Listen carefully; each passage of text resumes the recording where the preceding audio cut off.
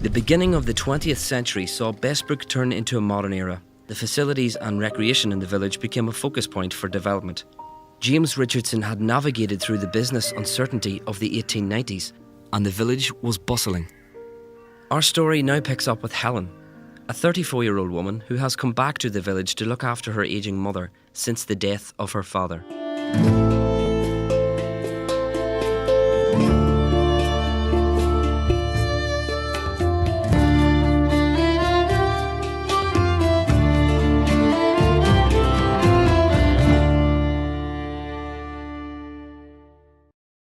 Hello, I'm Helen, and I'm from Bessbrook. When I was 18, I had the opportunity to go and study in England, and getting out of this little village was just what I needed. You will meet my mother, and you will see how difficult it is to grow up with a mother who just wanted you married with kids. But I wanted something more than that. I wanted to learn and travel the world. And I did that. But then Dad got sick and Mum couldn't look after him, so I came home to look after the both of them. A few months later, Dad passed away. And so now I just help Mum with chores around the village, even though she's constantly trying to set me up with very unsuitable suitors.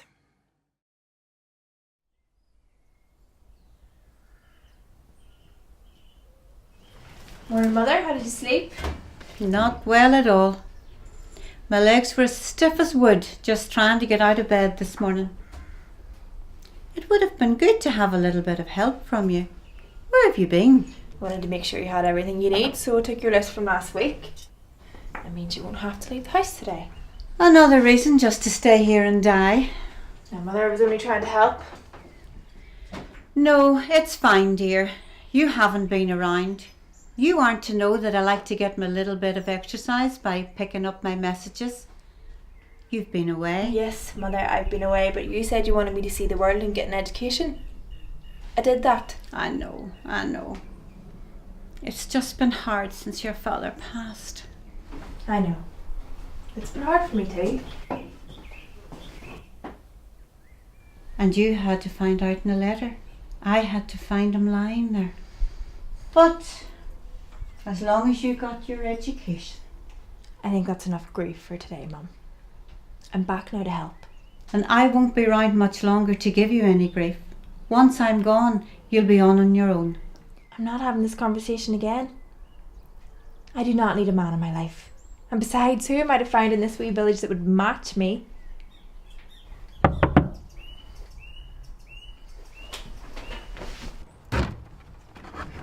Hello there. This may seem like an odd question. Do you have an overflowed outhouse that needs cleared out? I'm sorry? Oh, is that the toilet man? That's great. Show him where it is, love. It's just through there. Thanks. Now there's a man with a job. And I assume a wife to go with it. Ah, Alice Livingston. Very pretty. She does her hair a lot differently from you. I think we'll leave it there for today, Mother. I'm sure you're tired and I need to get to the school.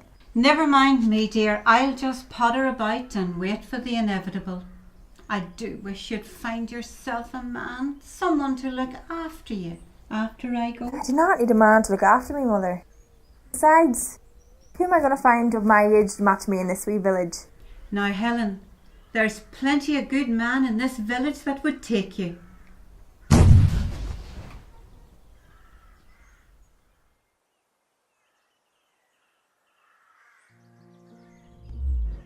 Many women in the 20th century felt the same way as Helen. In order to have a stable household, a marriage is required. In Bessbrook, it was a little different, however, as, at one stage, more women were employed in the mill than men. Women had a role in the small community and were a fundamental part of the village in its development. Women like Helen were able to have a career, and when Helen came back to Bessbrook, she was able to get a job in the local national school. The National School was established by John Grubb Richardson in the late 19th century to provide a solid education for the primary age students in Bessbrook. John always supported the personal development of his community and thus made it a mixed school for children to be educated together. It was felt that there was no better way to promote peace than by uniting children at an early age and bringing them up in the same school. Bessbrook was forward-thinking for its duty to the well-being of its citizens, and Helen decided to get a job teaching in the school. Oh, hello. You must be the new teacher. I'm Margaret, but people call me Maggie. I'm Helen. It's lovely to meet you. And you. You're Gertrude's daughter, aren't you? Mum and Gertrude worked together in the mill before they had us. I've heard some great stories about your mother. She has a sharp tongue, I've heard. Yes, she's a woman that likes to be right. Don't we all? It's a pity our men always think they're right. So, do you have a man, or are you still looking?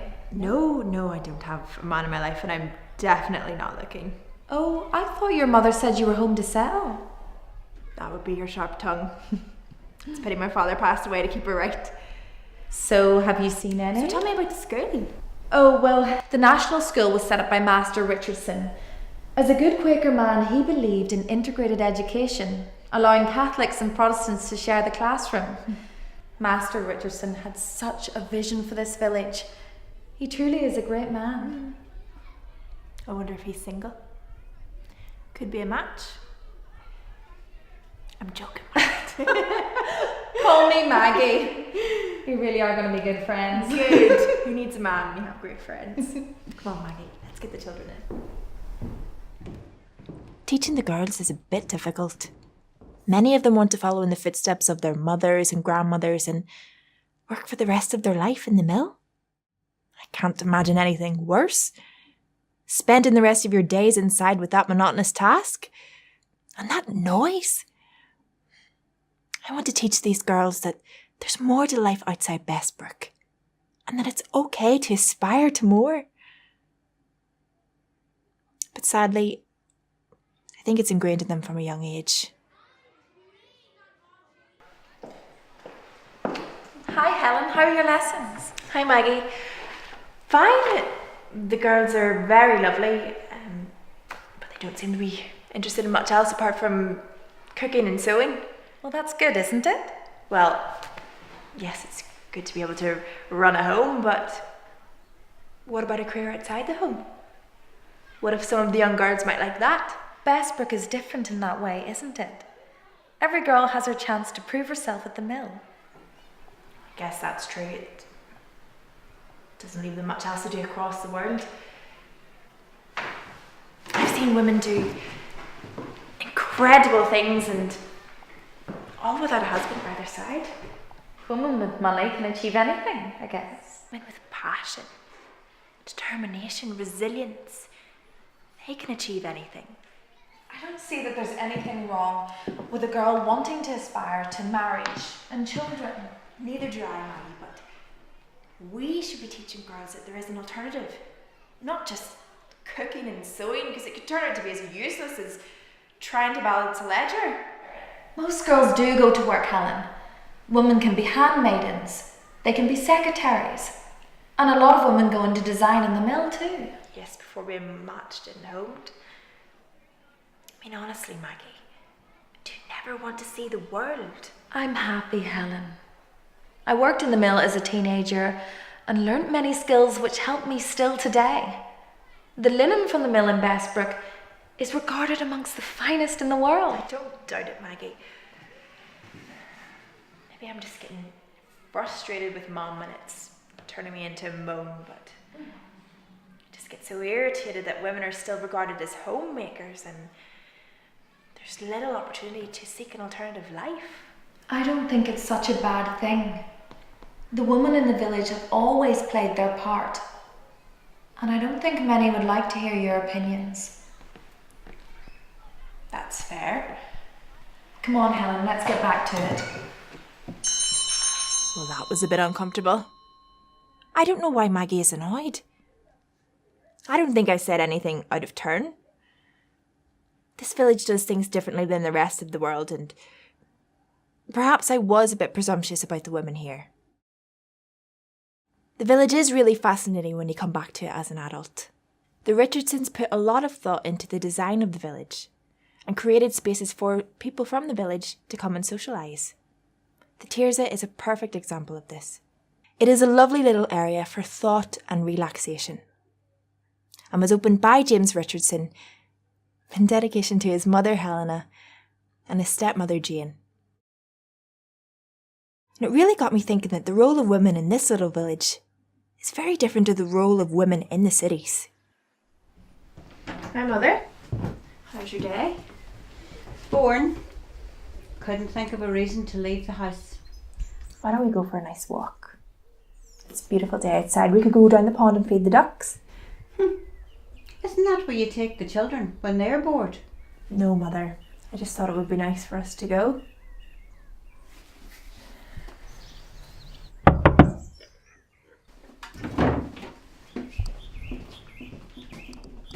Hi, Helen. I'm going to the women's group today. I thought it might be a good chance for you to come and see for yourself how the women in the village get along. Yeah. She should be looking at the men and not concerning herself with the hens in this village. Actually, Maggie, that sounds great. Let me just grab a coat. Bye, Mother. The Women's Institute began in response to the Great War in 1915 and was set up to enable women to help with provisions during the war. The Institute is a membership organisation and they have an active chapter in Bessbrook. To be honest, it's a wonderful organisation and a great opportunity for women in the area. The Institute provides education, the ability to learn new skills and to take part in activities with other women in the area, and not just cooking and sewing. The institutes across the country are actively encouraging women to campaign on issues that matter to them and their communities.